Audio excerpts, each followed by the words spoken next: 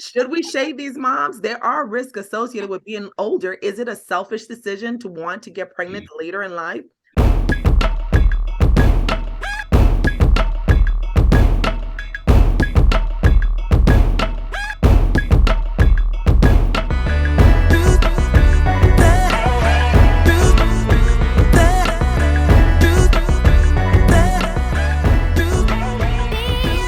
So once again, ladies, we are so happy to have y'all back on the couch. We have returning panelists. It's always so exciting to see y'all. What's up to, I call her our legal analyst. LaShonne Watts is back on the couch. Okay. Her official title, however, is Senior Assistant City Attorney for the City of Houston. Okay, H-Town. Got your representative on the couch this evening. Welcome back, LaShonne. Good to see you. And thank you. Kendra Sims, how are you? She has many talents. Analyst. If she's not singing, she's writing, she's reciting poetry, she's acting. She is, most of all, on her day job, she is a licensed clinical social worker taking care of those babies who are in need of help. So we appreciate you coming back on the couch, Kendra.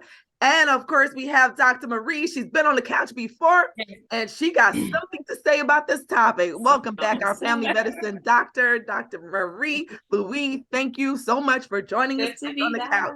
So as you ladies may already know, and as you may have heard, the numbers of advanced maternal age, also known as geriatric, which we don't like, geriatric pregnancies, are increasing in the US and have been steadily increasing. We know that the CDC said as of 2020 that 19% of pregnancies and 11% of first-time pregnancies belong to women who are 35 years old and older. Okay, so that means the numbers are significantly increasing. How much has it increased? It's increased so much so that the mean age of pregnancy in 1970 was 21 years old. What y'all were doing? 21 years old. And the mean age as of 2020 is now 27. So that's a huge jump. And what's even more interesting, as much as we've gotten accustomed to the fact that we're trending in this direction, now people are throwing a little bit of shade. So most people are really comfortable with moms who just happen to get pregnant a little bit older. But now we have moms who are actually making the decision that they want to delay childbearing and actually get pregnant older. And folks are like, what you doing that for? Throwing shades at these moms. Should we shade these moms? There are risks associated with being older. Is it a selfish decision to want to get pregnant later in life? What do y'all think? So we're going to start off with the newest mom on the couch, okay? She's made it through, and she's smiling and surviving. Okay, motherhood. Trying. Looks like you doing quite well. And so since you are the newest mom on the couch and you have been through the whole experience of being an older mom, what are your thoughts about the shade that's being thrown your way? I laugh at it a little bit, but I kind of understand it. Like most of the people that I went to high school with or college with, their kids are older. I mean, I have friends that are grandmothers, so their grandchildren will be in the same class as my son. So, I mean, I understand it, but hey, it was a personal decision. So they right now are, in their 40s trying to live like they were in their 20s, but I lived in my 20s like I was in my 20s. So now that I'm in my 40s, I can be a grown woman and sit down somewhere at the house. That's an interesting point. I like that point. There are moms who are now trying to live out that young, early adulthood as their kids are older. That's a great point. I didn't think about that. Because they got married at 21, 22 or whatever in their early 20s, had babies in their early 20s, some even 19. Shoot, I have a younger sister who has adult children and she's at least 6 years younger than me. So, I mean, I get it. You had babies early, so now you got to do what you wanted to do when you were in your 20s. So, but I think having children later, I'm more stable. I'm more established. I'm not looking about what my next career move is going to be. I could, but I'm not. Like, I'm settled in my career. I'm settled with who I want to be with. And so for me, I'm more stable than I was then. And I'm actually happy that I waited later, because emotionally, I think I'm more ready. I'm more settled in me, and in being patient with who this little person is that has now, sort of blown up my life. But I feel like I'm more emotionally stable now than I was then. So thinking about what I'm experiencing now, if I had done that in my 20s, I would have lost my mind. I would have probably lost my mind. I'm like, what? I can't imagine being a 20-year-old having this sort of responsibility. And it's great. It's heavy. Yeah, that's interesting. I'm definitely a different person from my 20s. I'll tell you that. Mm-hmm. Patience definitely, I think, grows with age. So I can hear that, but that's a great point as to, the difference in terms of your level of maturity. And it's not to say that there aren't exceptions. Certainly you can have exceptions both ways, but I think in general, most people feel like we mature over time. Life will make you mature for sure. Oh, yeah. What do you ladies think, as because we know that there are associated risks with being a mom older? That's definitely been documented. And the risks are pretty significant, whether we're talking about higher rates of miscarriages, higher rates of medical complications like gestational diabetes or hypertension, higher rates of C-section. When you hear that, what thoughts come to your mind about getting pregnant older? I mean, I think for me, coming from the medical standpoint, right, like understanding what it is, I think it's one of the things where I have to kind of say risk versus benefits, right? What is it that I really want to do? And am I willing to take that risk? And I think it's sort of that whole thing of, when you're older, you are really taking, like, you're making educated, decision, right? You can definitely say, I understand these risks exist, but at the same time, there is this goal that I want to get to, right? And you know that you're going into it like eyes wide open. And I think going into it and understanding what it could be, I think sometimes that kind of, it doesn't take away the sting when things do happen, but at least it kind of, it kind of helps soften the blow a little bit, because that's where I am right now. I'm really thinking of going through this process. And yeah, I know, it's like, when I told her, what if we did this? She goes, no, you're too old for that. I'm like, okay. Like, that ain't gonna work. I mean, she's like, no, with your age, no. So, but the thing is, I think kind of to LaShonne's point, having that, that experience, that maturity allows you to approach this and not go and say, if there was a complication, like, oh my gosh, how did that happen? You kind of know, why something happened, or you kind of accept the fact, okay, I may need to, take more time, right? I may have to have more visits. I may have to be on bed. At least it's not the, the young, like, oh my goodness, what's going on?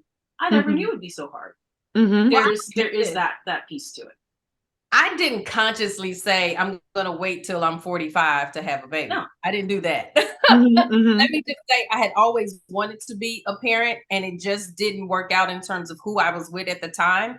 And it got to the point where I actually thought I couldn't get pregnant naturally. So I froze my eggs 2 years before I even got pregnant, thinking that I was going to have to do IVF if I ever wanted to have a baby. So my thought was, I'm going to be an older mom. I made that decision because I waited so late to have kids. But then I said, I'm not shutting the door to it. I just happened to miracle get pregnant at 44, because at first I was like, who pregnant? I ain't pregnant. Who, me?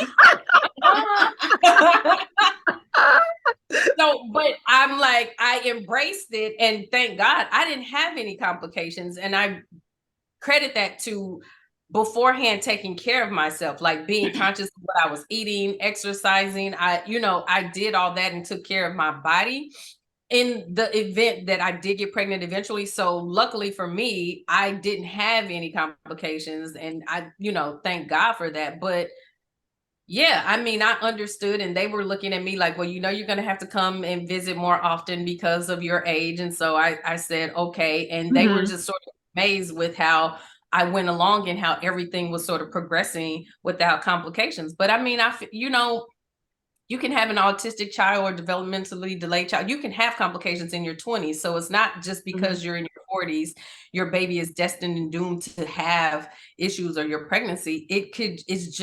Sometimes it's just the luck of the roll of the dice. And something you can't control.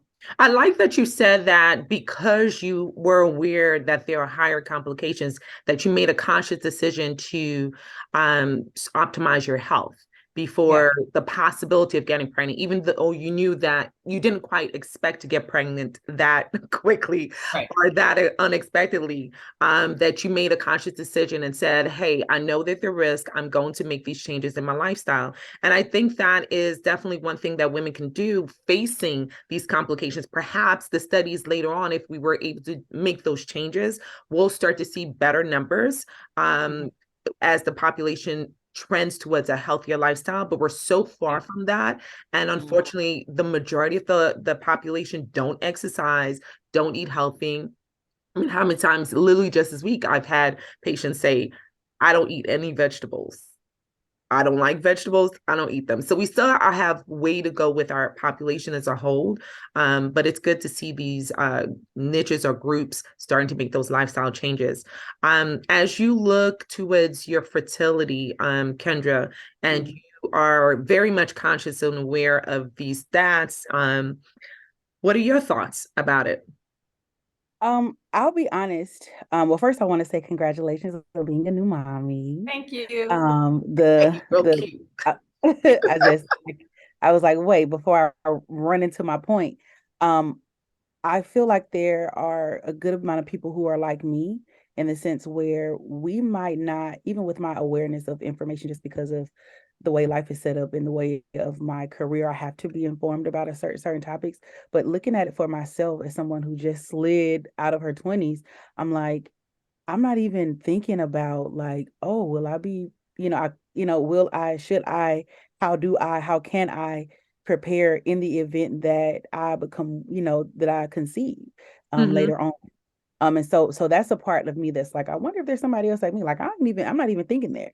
I was having two conversations today, one with someone who is an associate at a law firm in Houston, and another friend who is in her getting in her grad school program, but she went sort of later on in life, and we're just like, I I am expensive already. I'm not even conscious of you want me to clothe and feed someone. I think it's also it's that paradigm shift in what's important to I won't even necessarily say certain demographics, but I remember I actually laughed about it this morning when I was talking to my friend. I said, I remember when I was in middle school, I had my whole life planned out because it was going to go that way. I was going to be at 25 when or 20 something. I was going to have my first child by 25 Mhm. at the latest. I was like, I want to go ahead and get this started because I don't want to be no blah blah blah at this age. And so now as I'm, a fresh 31, I'm like,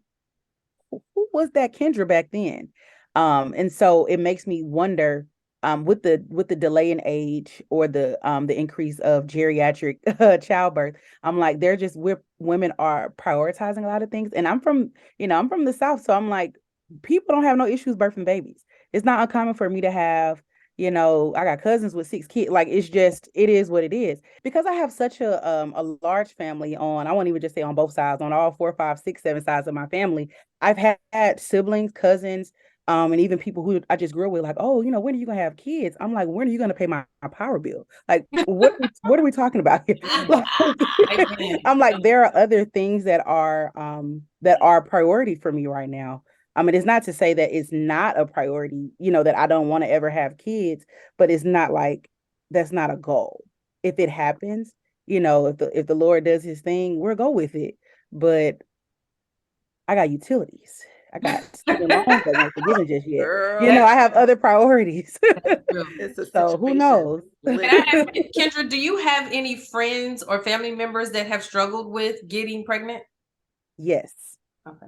My one of my siblings was from my understanding, because it's a very sensitive topic for her, but was unable to conceive, but she still in everybody else's opinion has a child because of who she was in a relationship with and this that, and the third. So I got great nieces. Like my niece is around my age because I have older siblings that are about 20 years older than me. So like my niece graduated after me, like right after me, one of them. And so I've seen like the age gap, but it's like I'm okay. And a lot of people who I know, even my supervisor, she said the same thing. Me and her daughter are really close. And she's just like, y'all ain't gonna have kids. And it's like, it's just not in the sense that that's not something that we're like, oh, I need to hurry up and, get my man, get married and have my child. It's like, so Oh, are you going to Cabo tomorrow? Or what are we, I know that's right. what are we So let doing? me ask you, Kendra, though, like some people will say like that's pretty selfish because you're kind of thinking of yourself and you're making these trips to go to Cabo, where you can bring this healthy child into the world at a ripened age of 30, 31, 32, as opposed to a less ripened age at 35 or 40, right? Mhm. So, 25. so some people may I hope say they ask me. not only is pregnancy a higher risk for moms, but it's a higher risk for the child. So, what do you say to people who are like, you're making that conscious decision to perhaps possibly get pregnant later and risking not Mhm. just your life, but the child's life? I think that there are a lot of things to be taken into consideration. I think one of those things is there are a lot of people who have bore children at a more societal acceptable age that were not emotionally at any rate mature. I know they say you're never really prepared for a kid, but because of the field that I work in, I'm a licensed clinical social worker working with children who have children. And they're at a, whether they're too young or whether they're at the appropriate age of mid-20s or what have you, there's still risk involved. There's so much out there. And another thing I'll say is there's so many children who need homes. There's so many children who are already here. Mm-hmm. So whether or not Kendra has children, that does not mean that I'm not doing my part in taking care of the Earth's children and the Earth's resources. I believe that God sent me here to make sure that a lot of his children that are here, due to whatever their circumstances were, we're going to have someone show them love, have someone extend compassion to them, help them, give them resources, have those conversations like a mother would, get on them when they need it as Mm-hmm. well. Mm-hmm. And so to me, I would say be open-minded, just as you would want someone to be open-minded for whatever your circumstances is. Like if you as someone asks you, if you need to ask someone for $20, I don't need to go down your history book to know why those $20 are important. Why weren't you responsible? You knew you would have needed those $20. You're supposed to always have an emergency. So I wouldn't want someone to take that tone with me and say, you should have had that child when you was 25. Why would you wait? Versus, you know what? Mm-hmm. There's a reason for everything. There's nothing new under the sun. People have been having babies forever, and people have also have been having birth complications. We're hoping, obviously with modern medicine and things of that nature, to decrease those. And from my understanding, it has. I don't know. I know Task. I know you got the numbers now. But it's like it's so much going on already. Yeah. There's, so you let me. I'm gonna say, like I said in another one of these panels, mind your own womb. Mm-hmm. And I love when you say it. You're so right. But, I can't ignore the obvious. All of us on the couch are of a certain ethnicity and race.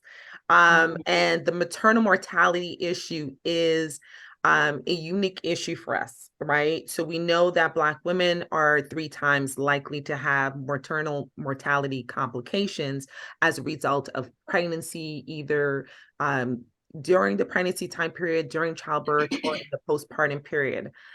We know also that the stats are showing that with increasing age, that the disparities actually increase as well, right? So for Black women, this is a very unique issue because of our underlying mortality with regards to pregnancy. But then when you're given the stats that as you get older, that disparity even increases. What are your thoughts about that? What do you guys think about that part of it? I would say I was really scared because I knew those, I follow Healthy Bump Club and some others. And so I knew that stat as I got pregnant and I watched the Hulu documentary. Don't do that, ladies, if you're pregnant. It will just put fear all in your Triggering. mind about what it was. And I was very, very cognizant of wanting to have a Black doctor to try to combat some of that. I'm like, no, if a lot of this is really racially based, like you're not understanding and listening to me because you just think that I am supposed to be this superwoman. And if I'm telling you I'm in pain or saying that this doesn't seem right, you're not going to listen to me, then let me try to find someone that was that looks like me. Unfortunately for me, I transferred from Dallas to Houston mid-pregnancy, and I changed right around the 5-month mark. So it was hard trying to find a GYN in Houston who would take me on, because they were like, you're 1 year old, so that's going to complicate things. Right. You had a surgery before of getting your fibroids removed, which adds an additional complication to your pregnancy. And it was just like trying to find, and I think I called almost every Black GYN in Houston, and none of them would take me. My doctor in Dallas called someone here who was a friend of hers, and she happened to be white. And I was like, I don't want to wait, doctor, I'm gonna die. But thankfully, I was just like, I knew I did enough research to know how I should be advocating for myself. And I was just like, and I even called my cousin who's a nurse here in Houston. I said, I want you to be there just in case I'm not asking the right questions when all this is done. Cause I already knew I had to have a C-section, and that just elevates complications even more. So I'm like, I need someone to help in case I'm not asking the right things, and what should I be looking for? And luckily for me, I got a community of doctors at my fingertips. So whenever I have a medical question, I just send out a text, and I'm like, I know I'm going to get an answer, but it is terrifying to think. You have a community of doctors and a community of other lawyers who are like, what happened? Yeah, ready. And I wish every woman could do that, but it was definitely a terrifying thought, being pregnant and Black, and thinking, I need to be able to and ready to advocate for myself, or have my partner be ready, because I made him watch it with me too. Like, you gonna need to advocate for us too. So if something happens, like during the C-section, you need to be ready to ask questions and push too. So it's terrifying. It's something to think about. I will say, don't worry yourself into oblivion. Believe in whoever you believe in, because at the end of the day, you got to talk to the higher power, which is what I did, because you don't want to put all that fear into the pregnancy. But it was something that definitely stuck in the back of my mind. I just think I'm just listening, and I'm like, it's so there's so many thoughts I have, but it's also just really encouraging to see someone take their pregnancy serious. I've seen older-ish women post like after like 38 and above, and they're just like, I mean, we'll figure it out. I got an appointment. I mean, I don't know. I know my last ultrasound was so, I know it's kind of carefree, but can come off as careless. And so I'm just so appreciative just hearing you. I'm like, okay, girl, like if you do cross that bridge, there is hope. There is also like a reminder for me, and just for me, just being an advocate, a lifelong advocate of others, and for their rights. I'm like, I'm always advocating for people to do their own research, ask your questions, go in with your questions, and then ask somebody who's experienced those questions to see if you're missing something. And so it's so refreshing to see that done in this. I never would have even considered it for that. So thank you. Yeah, I agree with you, Kendra. I think she touched on some really good points of advocacy. Like, people are always asking, like, how do I advocate for myself? And I like the fact that partner involvement, which is something I think we need to expand more, just in general as a population, is really getting the fathers really involved, because they want to be involved. There's this stereotype that Black fathers don't want to be involved, and that's literally a stereotype. The actual study done by the CDC actually says Black dads are actually the most involved in the activities of the lives of their kids. And we need to get that information out there. And I think the study was like 2013. So this has been known for a long time. So if we do know that Black dads do want to be involved, then we need to make ways in which they can feel like they're involved. So and we do need dads to understand, hey, these are my high risk issues, and I need you to be aware of them. I need you to even just know my medical history. Like, how many dads, and it goes vice versa. Like, sometimes I always have to ask my women about the father of the baby's medical history, his genetic history, his family history, his smoking, is he smoking in the house, and things like that. And I'm always really surprised at the pause when I get to the medical. Does he have any medical conditions, taking the medications? People don't really know each other. So I like the fact that LaShonne mentioned the fact that they kind of work together, had a plan. He was involved in watching the documentary, which is really important for men to actually understand the weight of the issue for Black women. And then also involving someone to be an advocate, to be the extra eyes and ears. Thankfully, LaShonne has a family member who's a nurse, but a lot of people don't have someone who had that advanced knowledge of medicine to be able to ask the right questions. So I like a lot of the points that you made. I think that's really a good take-home point. I agree with Kendra for a lot of people. Does it surprise you that the disparity increases with increasing age? Does that make sense to you as a clinician? Not, it's frustrating, but it doesn't surprise me. I think what ends up happening is oftentimes there's this whole thing of either you'll find that women will get their issues ignored, or there's this assumption that you know it already, right? This assumption that you've been through it already. This is probably baby number 5 or number 6 for you. You don't need that much attention, right? So it's kind of like this dismissive thing, that I can see some of my patients going through, in that, here you are walking in, you did this already. So, like, what do you want? We're just going to do the same thing we did the last time, not appreciating the fact that every pregnancy is different, Right. and also appreciating the fact that, I may have that life experience, right? I'm older, but this doesn't mean I've been through pregnancy before, so it's frustrating that that's what that's the way things are. That's the lay of the land. But again, I think it just goes to show how, we are viewed sometimes when we come into that office, and I always internalize that, so when I see my patients, even though it's like that long day, and I know they're going to tell me that long story, a part of me has to pull back and say, wait a minute, whatever they're going through, although I've heard it, like, before they even talk about, like, that's what you got, I have to understand, okay, this is new for them. Right. So I can't just kind of dismiss them and say, just do this and that's it. I have to sit back. I have to take a moment, sit back and do that. And I'm afraid that, not many people will do that for some of their patients. And I think when you're dealing with pregnancy, even more so.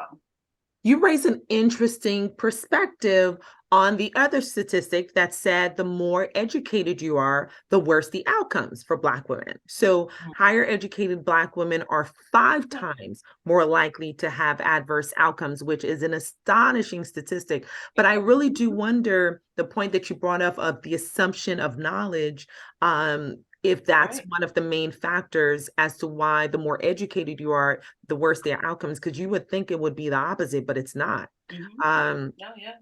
Yeah. You see that person all dressed up and you're like, like, just keep on going. This is my easy one for today.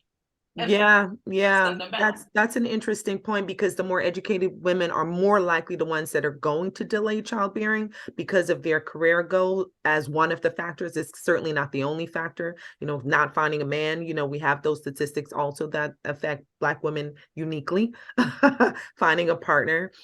So I really do wonder if that's really the main or the primary underlying issue as to why or at least one of the issue. I do think racism plays a role. I just can't come to a conclusion as to how it differs, how the racism differs with the more educated population.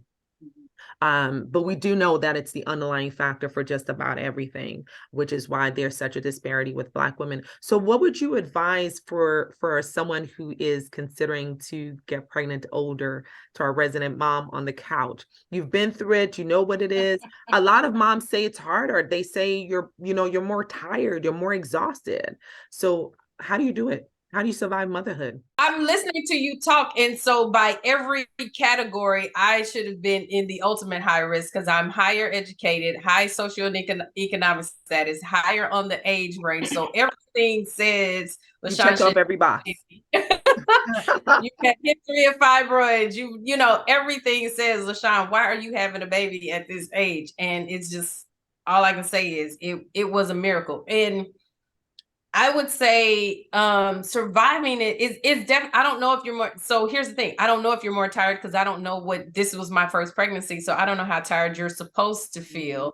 I know I was nauseous my first trimester, but that's normal, but I never threw up. So it wasn't like morning sickness or night sickness. It was all day nausea, but I'm not throwing up. And then second trimester was just, I can only eat kid-sized portions. Don't know if that's normal or not. I'm like, your body is equipped to do this apparently, because that's what women are born to do, because they do it. I shouldn't say you're born to do. You're not less of a woman if you don't have a child. Let me just say that. I'm saying our bodies were equipped to be able to bring forth life if that is the decision that you choose to do.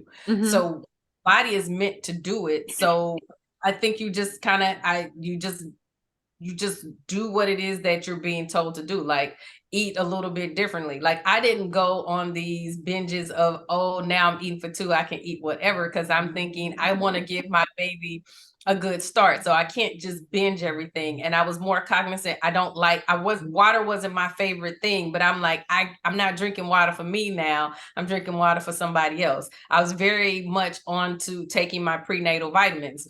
I was a vitamin taker, but not necessarily every day. But this time I'm like, I can't skip a day because this is not about me anymore. I was a cigar smoker. Yeah, cigars were gone, drinks were gone. So for me, I wondered how she survived without those cigars. When I tell you somebody was struggling for a year, I was like, get this baby out of me. I need a drink. I have the type of job that requires alcohol. So imagine my job and no alcohol. I was like, oh no, I can't believe people do this multiple times. I did not have fun. I did not have fun being pregnant.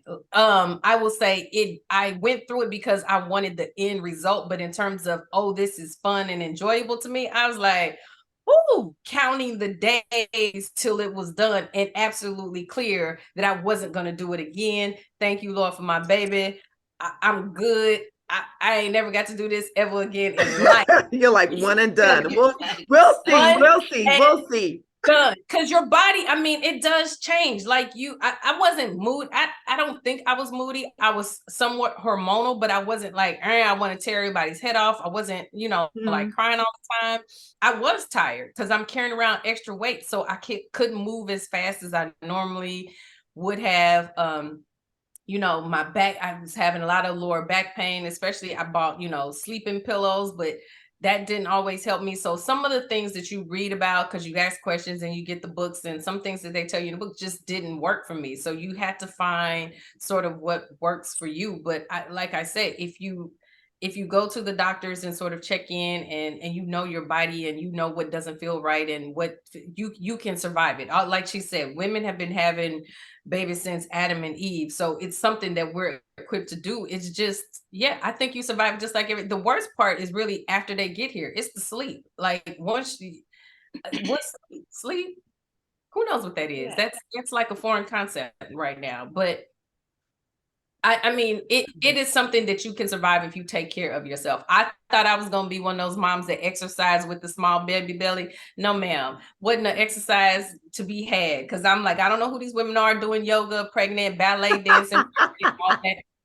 That was not my testimony. It's so funny that you said that. One of my friends, she's literally a prenatal and postnatal like trainer. And I just be looking at y'all like, y'all stomach got muscles. Like, y'all go off. Yeah.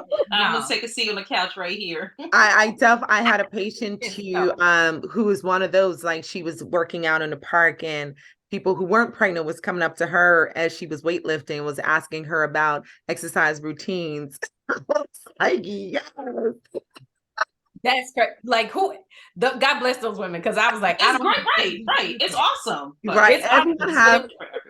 Everyone has their unique journey. But one more thing I do want to make clear, I gave the statistic on the increasing numbers of advanced maternal age pregnancies. I don't want that to be confused with the rate of fertility. That's a completely different stat. So people are getting pregnant older. Doesn't necessarily mean that everyone's as blessed as LaShonne to have spontaneous surprise pregnancies at what's considered to be an older age, right?